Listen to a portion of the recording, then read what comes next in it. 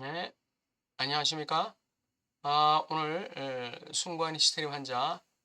어, 원래는 설날 연휴라 못할 뻔했는데 에, 움직이지 못했습니다. 그래서 오늘 진도를 나가기로 하겠습니다. 오늘은 이제 그 강제된 선택이 뭔가에 대해서 한번 살펴보도록 할게요.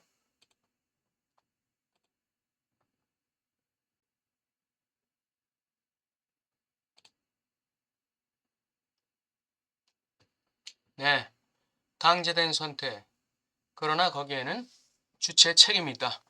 강제된 선택이라는 거는 이제 주체의 의도와 상관없이 선택할 수밖에 없는 어떤 강요된 선택이라는 뜻이겠죠. 그러나 거기에 역시 주체 책임이 부착되어 있다는 거죠. 악의 선택을 선험적, 초월적 행위라고 파악한 늙은 칸트에게서 강제된 선택의 역사를 발견한다. 즉 우리는 그의 악행이 상황에만 의존하는 것이 아니라 그의 근본적인 성격 안에 들어있다는 그의 영원한 본성에 속한다는 것을 느낀다.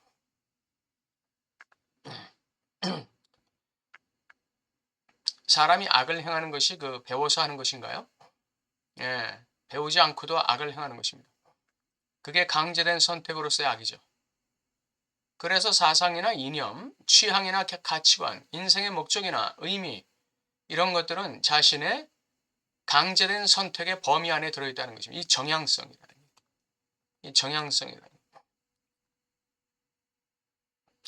어떤 사람은 공산주의 사상, 공산주의 이념에 대해서 이야기를 들으면 굉장히 매력적으로 느껴져요. 어떤 사람은 공산주의에 대해서 이야기를 들으면 그거는 개인의 이 자유와 독특함을 무시하는 건데 이런 생각이 들 수가 있는 거예요. 음? 유산자 계급을 다 때려 부셔야 된다라고 얘기할 때 맞아, 그게 맞아. 그들은 그 착취범들이야 라고 느껴지고 거기에 매력을 느끼는 사람이 있고 그들도 인간이고 그들이 반드시 악을 행해서 착취를 해서 치부한 거라고는 볼 수 없잖아. 다 그런 건 아니잖아. 라고 생각하는 사람도 있다는 거예요. 그러한 이 사상에 대한 그 매력, 예, 인생의 목적에 대한 매력, 예? 인생의 목적. 이 돈 많이 벌고 말이지. 힘을 얻어서 말이야. 인생 한번 멋들어지게 한번 누려보는 거야. 떵떵대 보는 거야. 라는 게 인생의 목적인 사람도 있고. 글쎄, 그런 게 과연 인생의 목적일까? 목적이 될 수 있을까? 그게 과연 인간으로서 어, 도달해야 될 최종 목표일까라고 의심을 품는 사람도 있는 거예요. 그런 사상, 이념, 취향, 가치관, 인생 목적이나 의미 이런 건 다 정향성이 있다는 거예요. 근본적인 정향성이 있다는 것이죠. 마치 그의 영원한 본성에서 발원하는 구조로 보인다. 하나의 증상, 하나의 취향으로 보인다 이거죠. 그런데 우리는 그의 악행에 대해 비록 그 악행이 항상 이미 주어진 그의 본성에 속하더라도 거기에 대한 완전한 책임이 있다. 예. 이 완전한 책임이 있다는 것의 이 모순적인 상, 예. 이 모순적인 상을 갖게 되는 거예요. 예. 선택은 강제된 선택인데 거기에 대해서 주체가 책임이 있다는 이 모순적. 악은 항상 선택의 결과라고 주체가 완전히 책임을 져야 하는 자유로운 결정의 결과라고 느껴진다. 칸트는 이 모순에 대한 해결책으로 악의 선택을 초월적이고 비시간적이고 선험적인 행위다 이렇게 파악했어요. 내가 어떻게 할 수 있는 게 아니다 이거죠. 나의 컨트롤 범위 밖에 있는 것이다. 독일 관념론의 절정인 쉘링은 칸트의 이론을 급진화시켜서 자유와 의식 사이에 철저한 분리를 도입합니다. 여기서의 자유라는 것은 강제된 선택을 선택할 수 있는 자유를 얘기하는 거예요. 강제된 행위를 선택할 수 있는 자유. 그리고 그 행위가 바로 의식을 만든다는 것이죠. 철저한 분리를 도입한다. 즉 주체가 스스로를 좋거나 나쁜 사람으로 선택할 때 이용하는 비시간적 선택은 무의식적 선택이다. 이 무의식적 선택, 이게 바로 강제된 선택이죠. 이게 같은 얘기예요. 칸트의 용어로 말하면 이게 바로 강제된 선택이죠. 예. 쉘링도 마찬가지로 이건 강제된 선택이라고 얘기합니다. 무의식적 선택, 요건 이제 락강의 개념이죠. 예. 쉘링의 성찰은 다음과 같이 전개된다. 자유는 악의 원인처럼 상정된다. 즉 악은 주체의 자유로운 선택에 악을 향한 그의 결정의 결과이고 생산물이다. 악이라는 게 어디서 환경에서 나오는 게 아니라 이거예요. 다른 사람이 나에게 해를 끼쳤기 때문에 악이 나오는 게 아니라 악이라는 건 주체의 그냥 자유로운 선택이다. 이거죠.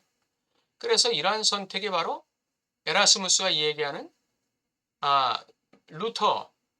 마틴 루터가 얘기하는 노예의지라는 것입니다. 노예의지. 여기 나오죠? 루터의 노예의지. 에라스무스는 노예의지가 아니라 자유의지다 이렇게 얘기하죠. 악은 주체의 자유로운 선택을 악을 향한 그의 결정의 결과이고 행사말이에요. 아니 인간이 그 자유의지로 선도 행할 수 있는데 그 자유의지가 있는 거 아니냐 이렇게 질문하실 분도 있죠. 그런데 그것도 역시 노예의지에 속한다는 것입니다. 에라스무스가 얘기하는 자유의지라는 선을 향한 자유의지도 그 목적은 뭐냐? 나 자신의 영광이죠.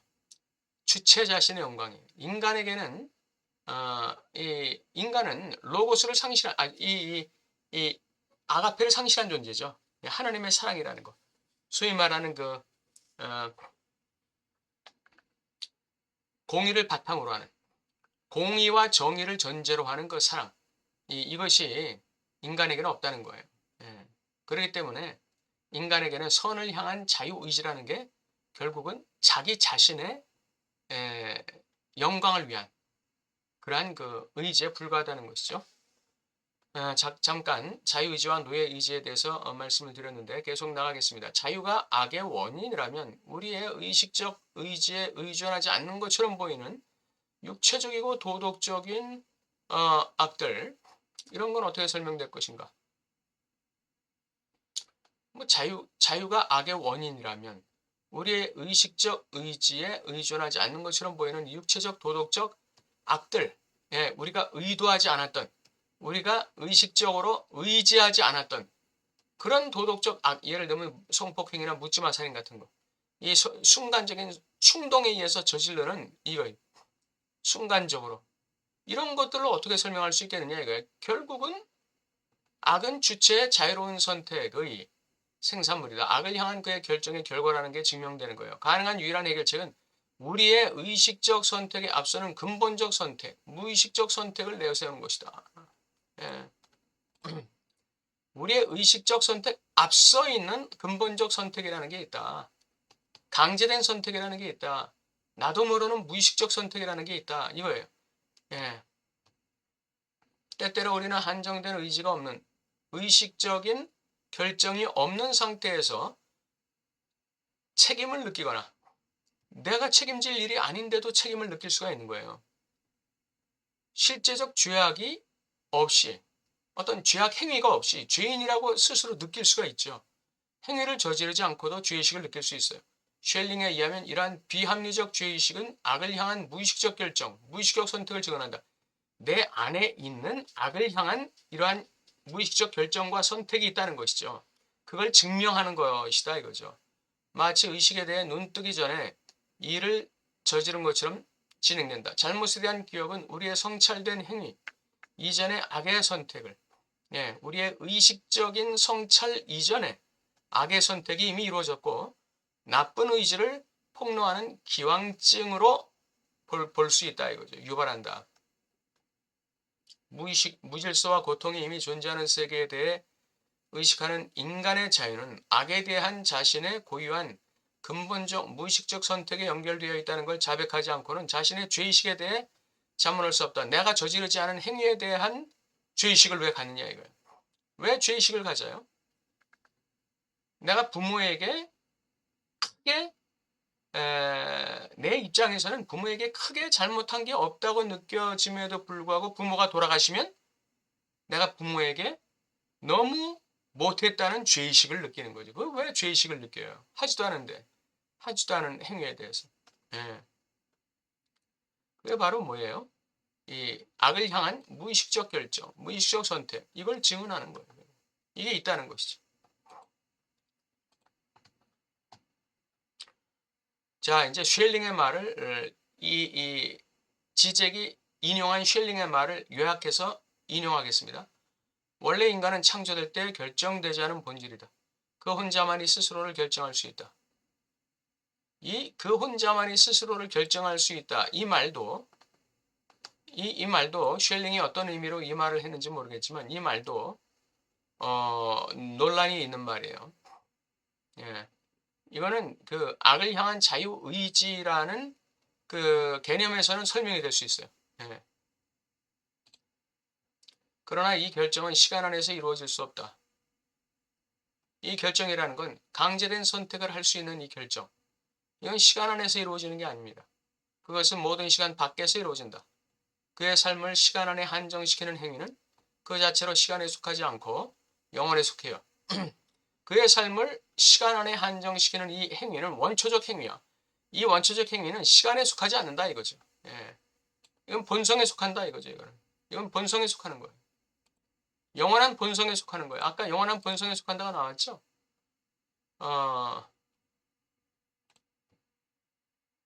영원한 본성에 속한다는 거예요. 예. 영원한 본성에 속한다. 또한 그 행위는 시간에 따라서가 아니라 시간을 통해서 삶에 앞선다. 선험적이다 이거죠. 태고적부터 이미 자기 자신이었다는 감정. 전혀 시간 안에서 단지 생성되지 않았다는 감정이 있다. 그리고 그 행위는 본질을 앞서듯이 의식을 앞선다. 왜냐하면 바로 그 행위가 의식을 만들기 때문이다. 자, 의식이 행위를 만드느냐, 행위가 의식을 만드느냐. 행위가 의식을 만든다. 그리고 그 의식은 다시 행위를 만든다. 근데 최초의 행위와 의식을 통한 행위는 또 다르다 이거죠. 예. 그렇다고 해서 그 행위가 절대적으로 아무런 의식도 없이 머물 수 있는 행위는 아니다. 왜냐하면 그 모든 행위에 대해서 의식은 잘 의식하고 있기 때문이다. 어떠한 훈육과 교리에도 물러서지 않고 악을 향한 그런 경향을 보이는 일이 얼마나 자주 일어나는가. 네, 비록 충동적으로 죄를 짓지만 의식은 자기가 짓고 있는 죄에 대해서 잘 안다는 거예요. 그 행위에 대해서. 아니, 충동적으로 죄를 저지른다 할지라도 죄를 저지르고 있는 그 순간에 자기의 의식은 나 지금 죄 짓고 있어라는 걸 의식하지 않을까요? 의식하는 거죠. 남을 지금 속이고 있어요. 지금 사기를 치고 있어요. 예. 나도 모르는 강제적 선택에 의해서 지금 타자에게 내가 지금 사기를 치고 있어요. 그 순간에 내가 이 사람을 속이고 있다는 걸 내 의식이 모를까요? 알죠. 예. 그러나 이 강제된 악에 대한 악의 행위라는 것은 훈육과 교리에도 물러서지 않는 거예요. 예. 그럼에도 불구하고 이 사람의 책임성에는 조금의 의심의 여지도 없다. 전혀 의식되지 않는 것이며 그 기원에 따르자면 저항할 수 없기까지 한 악을 향한 경향에 대한 그 보편적 평가, 즉 이게 보편적 평가라는 게 뭐죠? 이게 책임성이에요. 책임성. 이 악을 향한 경향에 대한 이 책임성을 얘기하는 거죠. 예.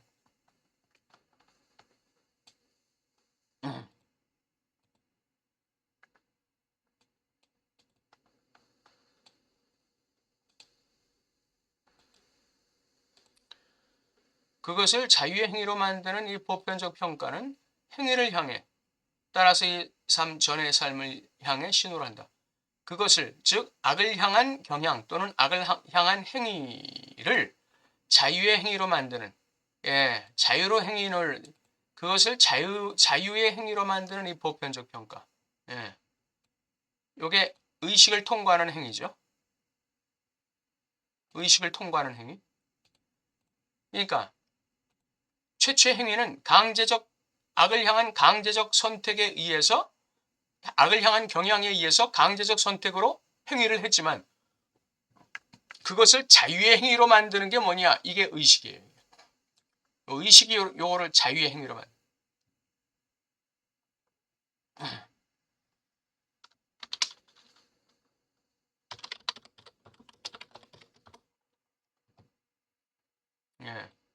요걸 자유의 행위로 만드는 거는 의식이에요. 의식.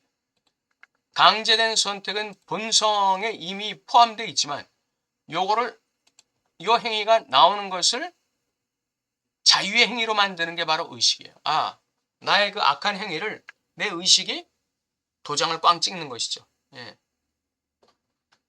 그래서 책임이 있다는 거예요. 그래서 책임이 있다는 거예요. 2, 3 전의 삶을 향한 신호를 한다. 이건 뭐 무의식적이라는 얘기를 얘기하는 것이 2, 3 전의 삶을 향한 신호를 한다. 무의식은 무시간적이죠. 무시간적. 무의식은 무시간적이에요. 예. 그래서 내가 벌써 태어나기 전에 벌써 내 구조에 내 조상들의 내 조상 수십만 명, 수백만 명, 수천만 명의 내 조상들의 그 유전자가 그 유전자 속에 새겨진 그 악을 향한 경향성이 있다는 거예요. 예, 내 무의식 안에 있는 그 조상들의 악의 경향. 예?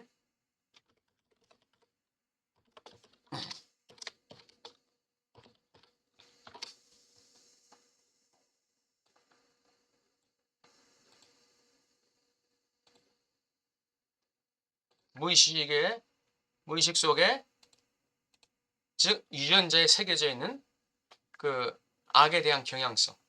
예. 이게 이제 쉘링이 한 얘기입니다. 이 전체가. 최초의 선택에 대한 쉘링의 이 한정이 구성된 것으로서의 현실에서는 절대 일어나지 않았지만 그럼에도 불구하고 우리가 사물들의 현재 상태를 설명할 수 있기 위해서는 반드시 전제해야 되는 거예요. 뭐를 전제합니까? 최초의 선택. 이 강제된 선택. 이 강제된 선택.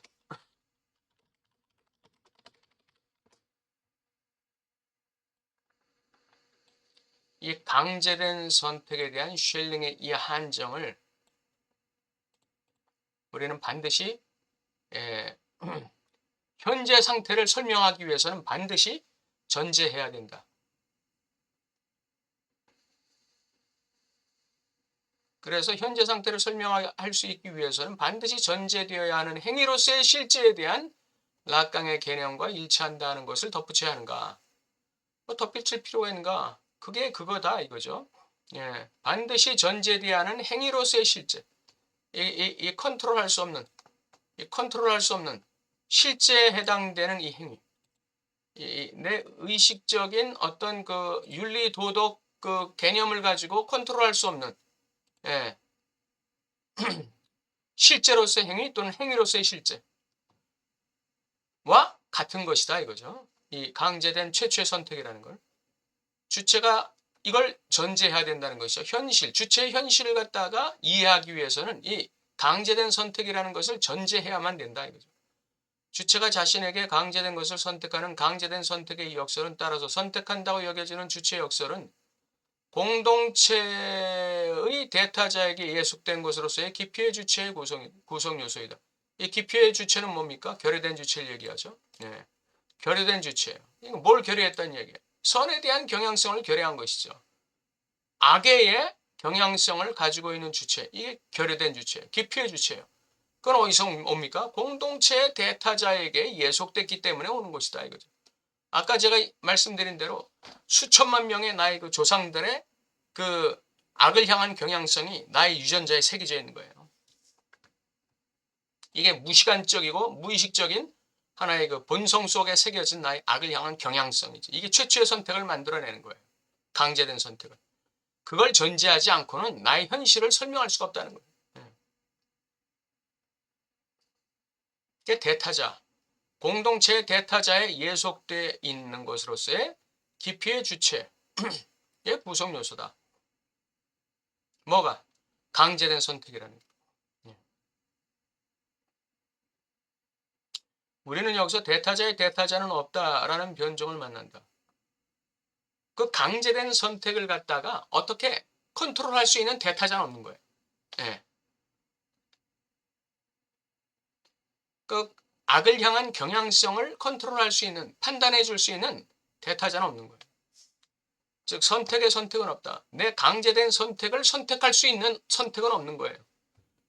최초의 선택을 선택할 수 있는 선택은 없어요. 최초의 선택, 강제된 선택이라는 거는 이거는 운명 팔자로서의 선택이지 이걸 갖다 조절할 수는 없는 거예요. 컨트롤할 수는 없어요. 선택의 장은 항상 강제된 선택을 포함한다. 그리고 비꿈친 것으로서의 주체의 장소는 바로 이 거짓 선택에 불가능한 텅 빈 장소. 그러니까 결의의 주체죠. 그러니까 주체는 결의죠.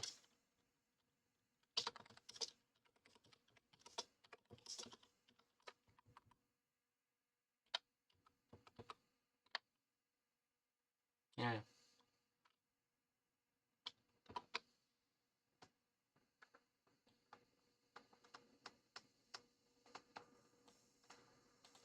그래서 주체는 텅 빔이라는 거예요.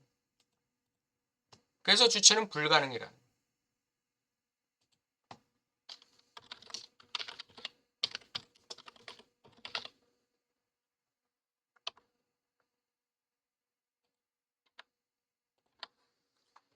강제된 선택. 컨트롤할 수 없는 이 강제된 최초의 선택. 본성, 이 본성의 이 경향성. 이건 뭐 어떻게 할 수가 없는 거지. 내가 생겨 먹은 게 이 모양이니까. 즉 주체는 그의 고유한 선택의 소급적 결과와 같다. 그래서 이러한 강제된 선택의 결과가 나의 삶입니다.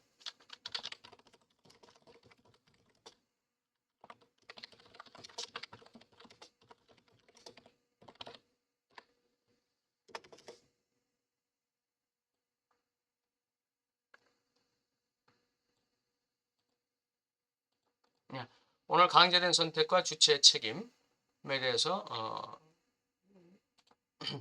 말씀드렸습니다. 네, 남은 연휴 시간 평안히 보내시기 바랍니다. 감사합니다.